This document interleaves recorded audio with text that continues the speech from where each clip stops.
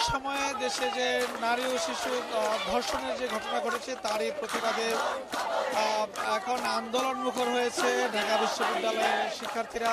বিশেষ করে মধ্যরাতে তারা কিন্তু বিভিন্ন হল থেকে বেরিয়ে এসে ঢাকা বিশ্ববিদ্যালয়ের যে রাজু ভাস্কর্যের পাদদেশে এখানে তারা অবস্থান নিয়েছে এবং তারা বলছেন যে ধর্ষকদের বিচার এই মাটিতে হতে হবে এবং সেই বিচারের দাবিতে তারা আন্দোলন তারা এখন তারা জানাচ্ছেন, দাবি জানাচ্ছেন এবং তারা স্বরাষ্ট্র উপদেষ্টার পদত্যাগও তারা দাবি করছেন।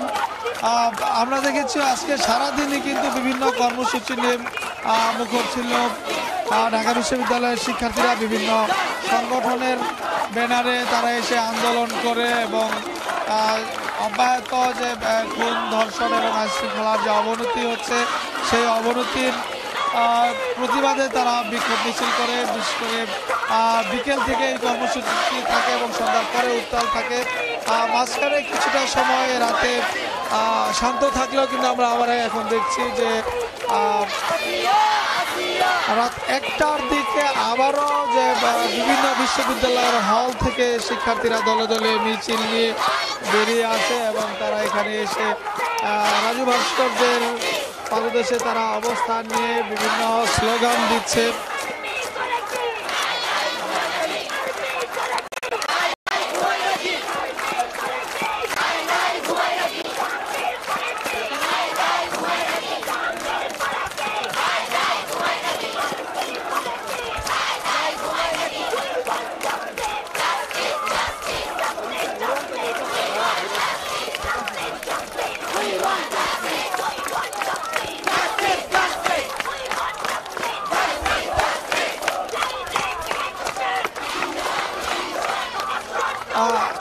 এখন আমরা দেখতে পাচ্ছি যে আসলে শিক্ষার্থীরা কিন্তু বিভিন্ন হল থেকে এখনো অনেক শিক্ষার্থী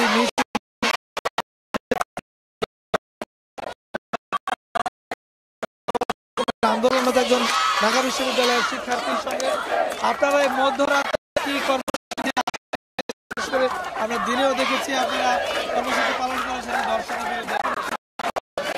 আমরা চাই দেশে যত এই সম্প্রতি যত ধর্ষণ হয়েছে সবগুলা শাস্তি চাই এবং দর্শকদের প্রকাশ্যে এনে দৃষ্টান্তমূলক শাস্তি দিতে হবে যেন ভবিষ্যতে কেউ ধর্ষণের মতো হীন কাজ করার সাহস না পায়। আমরা চাই আমাদের বোন আসিয়া সহ যারা যারা দর্শক আমরা এখানে এসেছি, আমরা ঢাকা বিশ্ববিদ্যালয়ের শিক্ষার্থীরা চাই প্রত্যেকটা দর্শকের যথেষ্ট শাস্তি হোক এবং সেই শাস্তি যেন বাংলাদেশের ইতিহাসে সবচেয়ে নির্মম এবং দৃষ্টান্তমূলক হয়।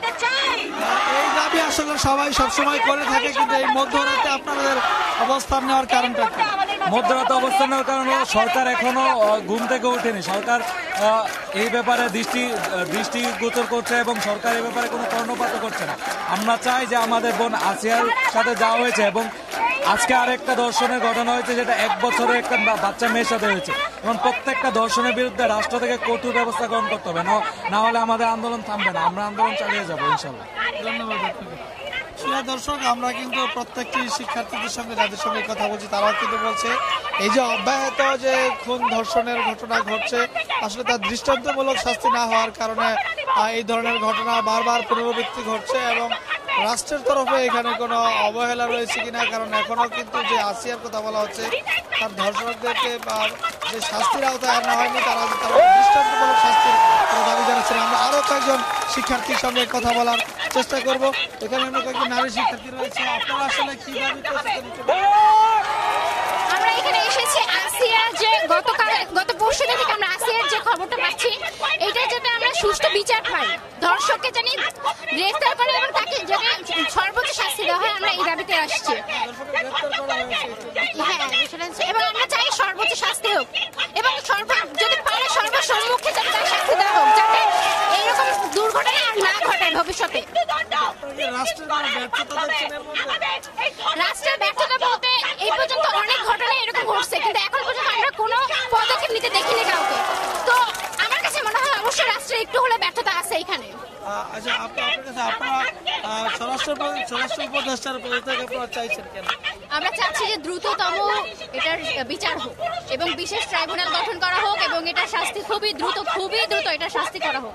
কারণ হচ্ছে ওনাকে দেখে আরো অনেক মানুষ এই কাজে জড়িত হয়ে যাচ্ছে এবং এটা ক্রমশ বেড়েই যাচ্ছে, এটাকে বন্ধ করতে হবে, এটাই হচ্ছে আমাদের দাবি। আপু, আপনার কাছে জানতে চাই, এই যে 24-এর যে আন্দোলন, অভ্যুত্থান পরবর্তী বাংলাদেশে এই ধরনের ঘটনা অবশ্যই অনাকাঙ্ক্ষিত, আগেও আপনারা রাজপথে এসেছেন, তো বারবার কি এমন ধর্ষণের ঘটনা ঘটবে, আপনারা রাস্তায় এসে অবস্থান নেবেন, এটাই কি চলতে থাকবে? আমরা কখনো কামনা করি না যে এই ধরনের ধর্ষণের কাণ্ড হোক। এর কারণে আমরা এই ধরনের এক ধরনের আইন চাইতেছি যে যার মাধ্যমে ধর্ষণকারী পরবর্তীতে কাউকে ধর্ষণ করে, যে কোনো ছেলে কোনো নারীকে ধর্ষণ করার আগে তারা যেন মানে সতর্ক থাকে যাতে এই ধরনের অপরাধ যেন না করতে পারে। এই ধরনের আইন আমরা বাস্তবায়ন করতে চাইতেছি। কিন্তু আসলে এই ধরনের দৃষ্টান্তমূলক শাস্তি কি হয়েছে? না, এর কারণেই তো আমরা রাজপথে নেমেছি, যাতে এই ধরনের ঘটনা না ঘটে, আর এই ধরনের আইনটা আমরা বাস্তবায়ন করতে চাইতেছি। আপু, আপনার সাথে একটু বলবো যে আপনারা এই মধ্যরাতে কেন এসেছেন? আপনারা প্রতিদিন দিনেও আপনারা আন্দোলন করেছেন, বিভিন্ন সংগঠন করেছেন। আচ্ছা, আপনার প্রশ্নটা আবার ব্যাপারটা এরকম না যে আমরা মধ্যরাতে আন্দোলনে এসেছি। ব্যাপারটা এরকম, আমাদের মধ্যে এই জিনিসটা সবার আগে একটা লিডিং এর দরকার ছিল, সেই লিডিংটা যখন খুবই একবার হল থেকে বের হয়েছে তখন আমরা সবাই একসাথে বের হয়ে এসেছি প্রথমত। আর দ্বিতীয়ত আসিয়ার অবস্থা বর্তমানে খুবই সঙ্গীন, আমরা শেষ খবর পর্যন্ত এখনো জানি না চাইছিতে কি অবস্থায় আছে। তো এই পর্যন্ত এতগুলো ধর্ষণ হয়ে গেল, তারপরও কেউ হচ্ছে মানে কোনো ধর্ষকের হচ্ছে বিচার নিশ্চিত করা হয় নাই। মাঝখানে হচ্ছে একজন হ্যারাসারকে একদম ফুলের মালা কোরআন শরীফ দিয়ে বের করে আনা হলো, বিরুদ্ধে আমাদের মধ্যে খুব জমাবাদ ছিল। তারপর যখন একটা লিডিং চলে আসলো সামনে, তখন আমরা সবাই এই লিডিং এর নেতৃত্বে চলে এসেছি। আমরা এখানে মেয়েদের সমস্ত হল থেকে, মৈত্রী হল, কুয়েত হল, তারপর সুফিয়া কামাল হল, সবগুলো হল থেকে এসেছি। শামসুনার হল থেকে আমি এসেছি, এরকম রুকিয়া হল থেকে, প্রত্যেকটা হল থেকে এসেছি। তাছাড়া হলপাড়ার যে ছেলে ভাইরা আছে আমাদের, তারাও সকলে চলে এসেছে। ব্যাপারটা আসলে নির্ভর করছে কতক্ষণ পর্যন্ত এই জিনিসটা আসলে চালিয়ে নেওয়া যায়। তবে আমরা আশা করি দ্রুততম সময়ে এটার একটা বিচার হবে এবং ওই বিচার পর্যন্ত আমরা থাকতে পারছি। দর্শক, আপনারা দেখতে পাচ্ছেন যে এখনো কিন্তু শিক্ষার্থীরা বলছেন তারা যে আলটিমেটাম দিচ্ছে। আমরা দেখছি যে বৈষম্য বিরোধী ছাত্র আন্দোলনের যে সমন্বয়ক রয়েছেন তারাও কথা বলছেন, সেদিকেই যাওয়ার চেষ্টা করব। জুলাই অভ্যুত্থান পরবর্তীতে নতুন একটি ছাত্র সংগঠন গণতান্ত্রিক ছাত্র সংসদ, তার নেতৃবৃন্দকে আমরা কয়েকজনকে দেখতে পাচ্ছি, তারা কথা বলছেন। আমরা দেখি তারা কোনো কর্মসূচি ঘোষণা করে কিনা সেটা জানার চেষ্টা করছি।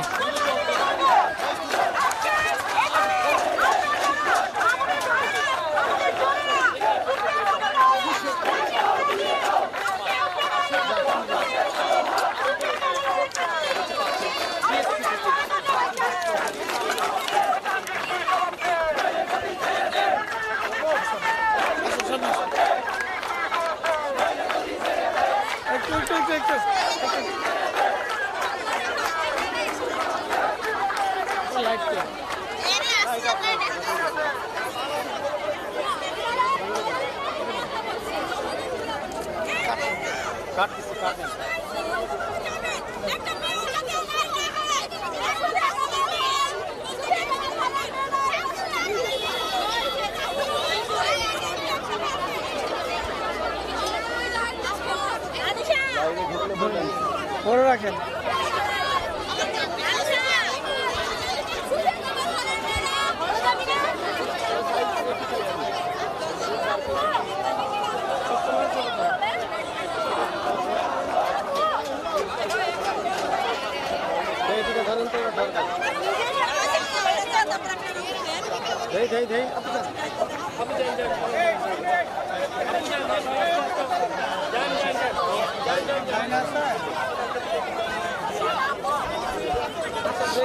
শেষ করছে আমরা একটু ইন্টারভিউ নেওয়ার চেষ্টা করছি। আমরা একটু ধরেন রে বাবা।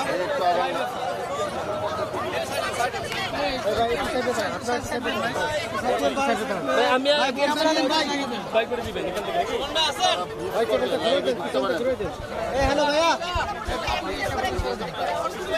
এই ভাই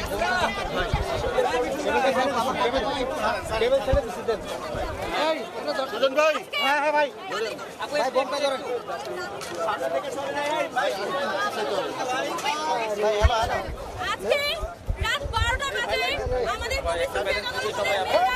আমরা মিছিল নিয়ে রাজু ভাস্কর্য পরিদর্শন করে হলপাড়া হয়ে আবার এই রাজু ভাস্কর্যে আসি। এরপরে আমাদের ঢাকা বিশ্ববিদ্যালয়ের প্রত্যেকটা হল থেকে ছেলে মেয়েরা মিছিল নিয়ে এই রাজু ভাস্কর্যে আসে এবং আসিয়ার ধর্ষকের ফাঁসির দাবিতে আমরা আজকে এখানে অবস্থান করেছিলাম। আজকে এই প্রোগ্রাম শেষে এই রাজু ভাস্কর্য থেকে ঢাকা বিশ্ববিদ্যালয়ের শিক্ষার্থীদের পক্ষ থেকে আমরা ধর্ষণ বিরোধী মঞ্চ ঘোষণা করলাম।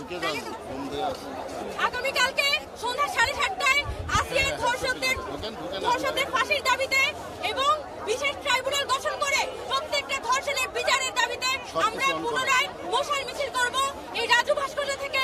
আগামীকালকে 7:30টায় সন্ধ্যা 7:30টায় ইফতারির পরে আমরা প্রত্যেকটা হল থেকে মিছিল নিয়ে এসে এই রাজু ভাস্কর্য থেকে আমরা মশাল মিছিল বের করব। এটাই আমাদের আগামীকাল কর্মসূচি। 24 ঘন্টার মধ্যে তাদেরকে কোর্টে হাজির করে তাদেরকে বিচারের আওতায় আনতে হবে, মানে তাদেরকে দ্রুততম সময়ের মধ্যে 24 ঘন্টার মানে আমরা বলতে চাই যে আগামী 24 ঘন্টার মধ্যে এই যে ধর্ষকদেরকে ধরা হয়েছে তাদেরকে আদালতে হাজির করতে হবে।